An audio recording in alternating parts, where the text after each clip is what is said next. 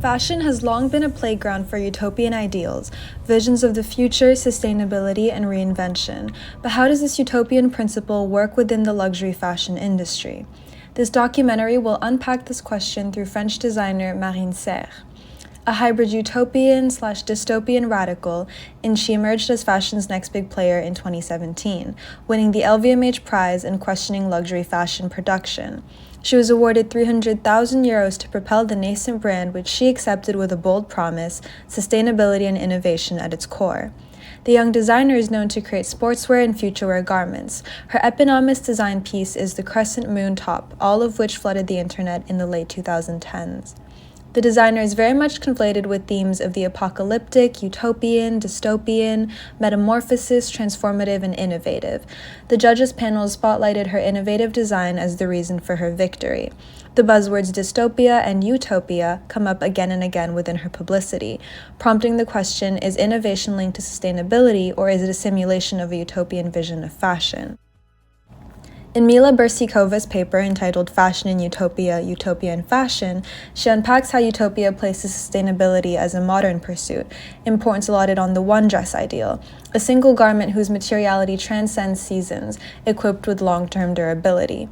A rebellious stance on materialism and overconsumption. This kind of social dreaming links back to Thomas More's text involving the safeguarding of the modest closet and the anti-materialist construct of sartorial choice. These frameworks of thinking have long influenced the way designers address making clothes. Schiaparelli's adoption of Velcros, post-World War I New jerseys, nylons, and zippers were all seen as incredibly innovative and avant-garde for their times, addressing the fashion paradox of utopian creativity versus dystopian waste and exploitation. Serre counters this approach, leveraging the waste in her creativity. This dress, for instance, was made of 3 different sweaters. At the forefront of her brand values would be materiality and the textiles she sourced. The designs of her collections would come second. Her work echoes Giacomo Balla's anti-neutral suit. Scholar Rose Parfit explains the suit disappears as an object whose former materiality contains within it physical traces of the process.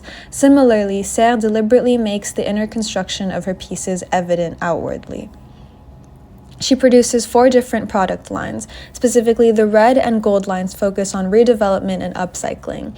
The border line and the white line, the most frequently sold garments, often include synthetic polyester fibers, meaning what sells is often the least sustainable.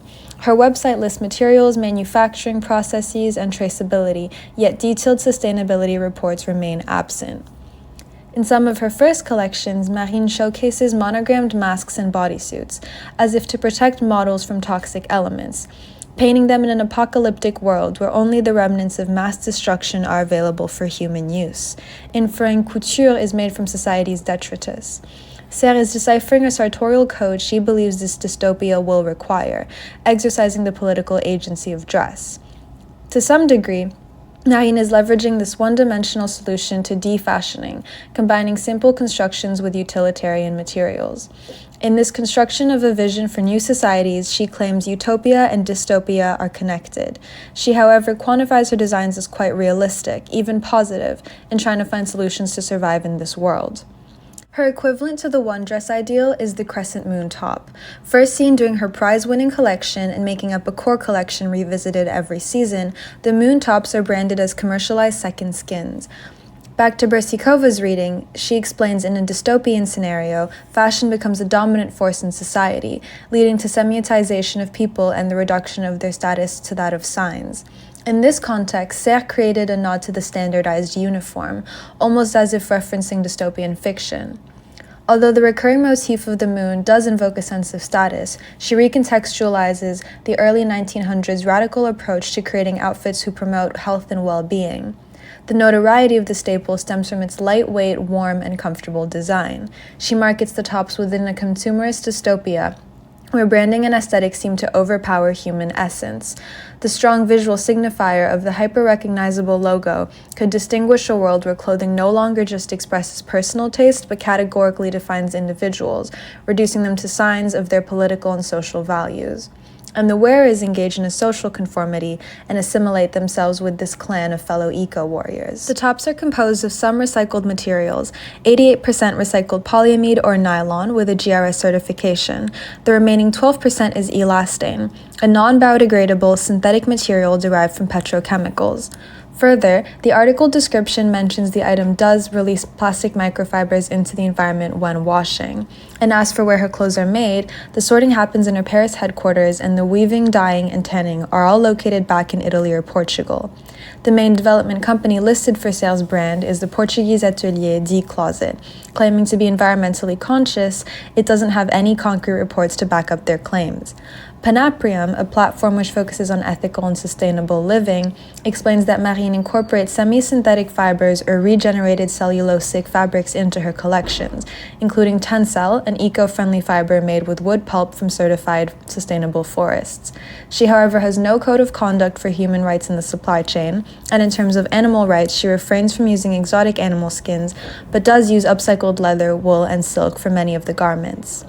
Lastly, Panaprium details Marine Serre doesn't measure its greenhouse gas emissions, water, land, energy use, pollution, and waste across the supply chain. She doesn't have any clear sustainability goals, science-based targets, or timelines to improve in the future.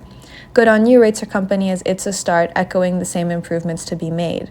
So, can a luxury brand truly be at the cross-section of commercial luxury and ecological minimalism, as Pure magazine brand Serre? Although Marine does carry many utopian and sustainable values, the crescent moon top exemplifies how oftentimes the best-selling items are the least sustainable, commercial viability often taking precedence on the matter. The shirt also begs questions about whether consumers will tire out monograms in the foreseeable future. Sales for the shirt grew by 20% in 2018, but product cycle foresees its decline. Designs rarely outliving the innovation production process. It's also important to note a couple years ago, I had found a counterfeit version of the top at a local Value Village for $25. Post hitting the runway, luxury brands often neglect the second-hand markets of their product's life, and it's doubtful the Value Village version of the top was made with anything biodegradable. Although Serre's brand is placed at the intersection of commercial luxury production and the sense of ecological minimalism, Stella McCartney remains the industry standard. Without comprehensive traceability reports, Serre's sustainability claims remain difficult to verify. Marine Serre's work embodies a tension between utopian ideals and dystopian realities. While she pioneers new design methodologies and tackles systemic issues, waste, exclusivity, and ethics, her brand's alignment with recognized sustainability standards remains incomplete. She should better align herself with sustainability standards such as exemplified by the UN or the Ellen MacArthur Foundation, and be more transparent. Rather than positioning her work within a rigid utopian or dystopian framework, Serre's vision invites us into an imagined future where radical design must not only be celebrated but also critically examined. As we unravel the complexities of self-proclaimed environmentalist designers profiting from activism, we must ask, can fashion truly drive meaningful change, or is it merely simulating progress?